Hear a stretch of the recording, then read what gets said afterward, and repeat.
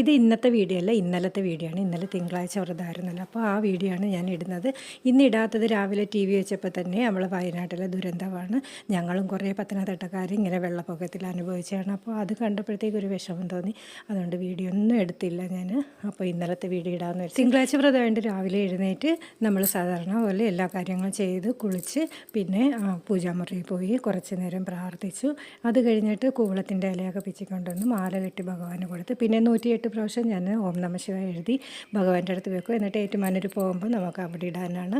അപ്പോൾ രാവിലത്തെ കുറച്ച് ജോലി വായനയൊക്കെ കഴിഞ്ഞിട്ട് ഞാൻ അടുക്കളയിൽ പോയി ചായയൊക്കെ വെച്ച് ചേട്ടന് കൊടുത്തു. പിന്നെ രാവിലത്തേക്ക് എല്ലാവർക്കും ഉപ്പുമാവാണ്. വ്രതമായുണ്ട്, അരിയാഹാരം ഒരു നേരമേ ഉള്ളൂ. അതുകൊണ്ട് രാവിലെ ഉപ്പുമാവാണ് വെച്ചത്. അപ്പോൾ ഇന്നത്തെ വിശേഷങ്ങൾ ഇതൊക്കെയുള്ളൂ. അപ്പോൾ എല്ലാവരും വയനാട്ടിലെ ഇതിനു വേണ്ടി എല്ലാ ആൾക്കാർക്കും വേണ്ടി നമ്മൾ പ്രാർത്ഥിക്കണം. നമുക്ക് അതൊക്കെയല്ലേ ഈ കലികാലത്ത് നമുക്ക് പ്രാർത്ഥിക്കാൻ മാത്രമേ പറ്റത്തുള്ളൂ.